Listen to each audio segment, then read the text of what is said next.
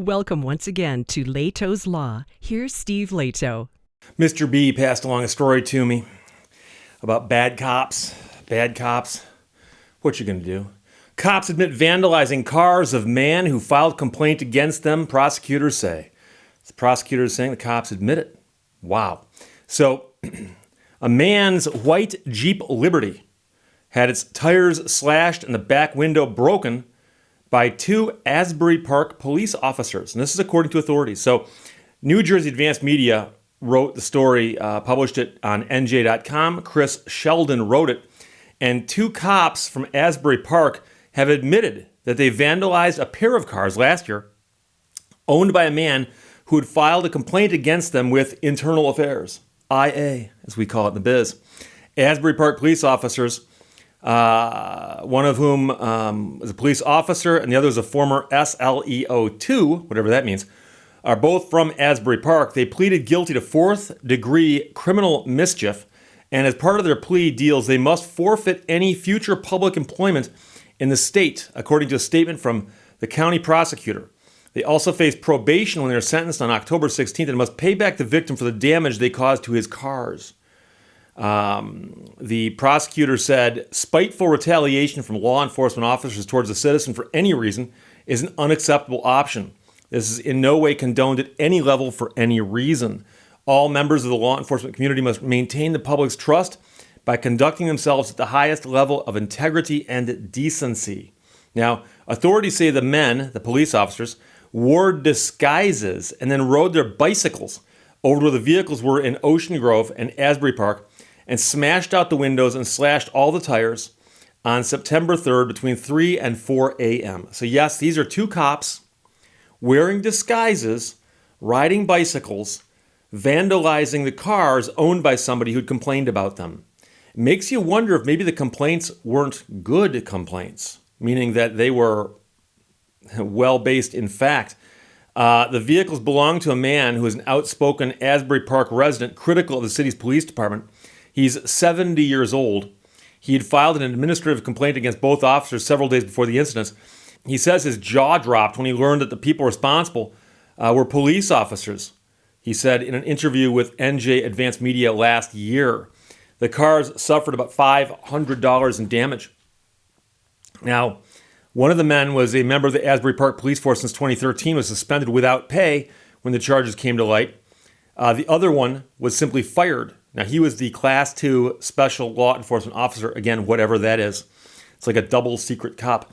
The cooperative efforts of the Asbury Park Police Department's Internal Affairs Unit and the Monmouth County Prosecutor's Office Professional Responsibility Unit is a clear example of how effective our current internal affairs policies are, the police chief said in a statement.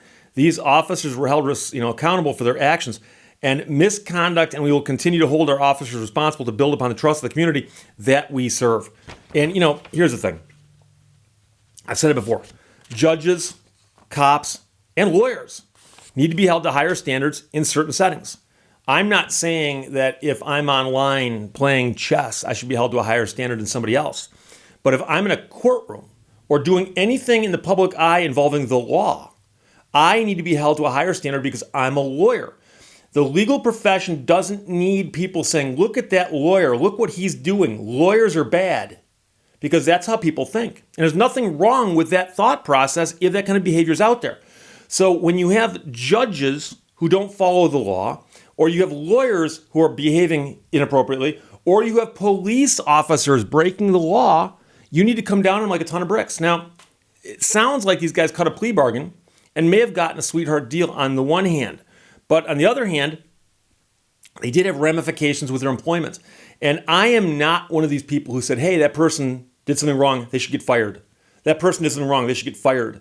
And we've heard about this now where there's people talking about how we've got a culture where somebody does anything. Hey, they should be fired. That person should lose their job.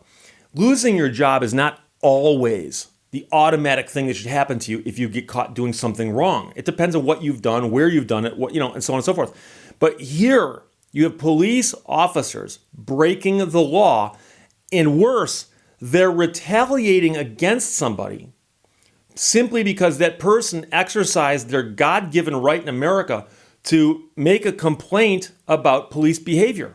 And so how ironic is that the police officers who had complaints made about their behavior went out and misbehaved in retaliation against the guy who complained. So like I said, it proves his point about these guys, but also that this is absolutely despicable behavior, okay? So people are tempted to do things. People have thoughts, but you don't act on those thoughts, right? So again, a 70-year-old man in New Jersey filed a complaint with the police department about two cops, and these two cops did something inappropriate. Interesting thing is the article doesn't say what the cops had allegedly done. So that's not part of the story. But of course, that's not even part of the story really to think about because it doesn't matter.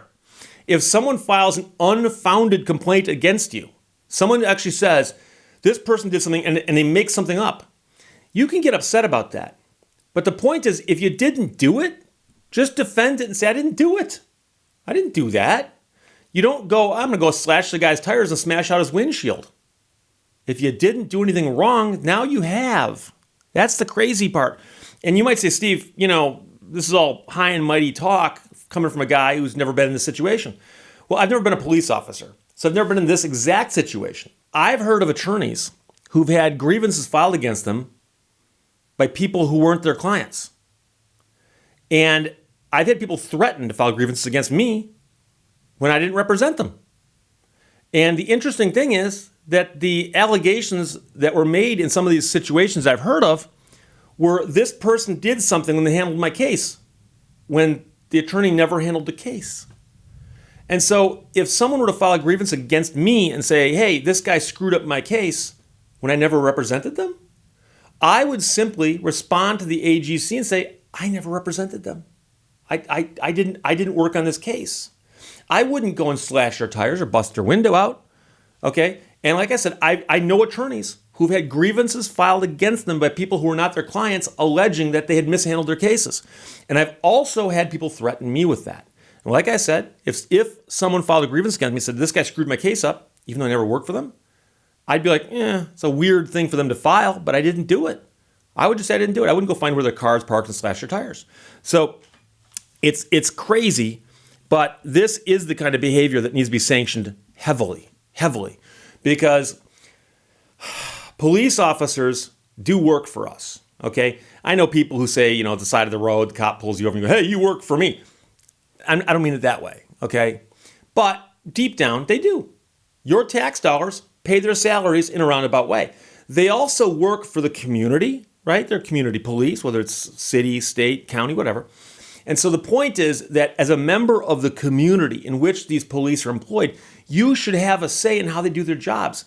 Not to an unreasonable extent, but certainly you should have the right to complain if they do something wrong, right? So if you find out that a police officer has done something egregiously wrong, you should have the ability to go into the police department and say, I'd like to file a complaint about that police officer. And they should say, what regarding what? And you tell them. They say, oh, okay. And they should have a complaint form. Slide it across the counter. You fill it out. You file it. They should look into it. They should do that. That should be part of their job. And so the idea that these guys had complaints filed against them and then went out and retaliated against the guy by causing damage to his vehicles, plural, is crazy. Absolutely crazy. So, Mr. B, thanks for sending it. NG.com for publishing it. Questions, comments, put them below. Let's talk to you later. Bye-bye. Thank you for watching Lehto's Law. In any given moment, we have two options: to step forward into growth or to step back into safety.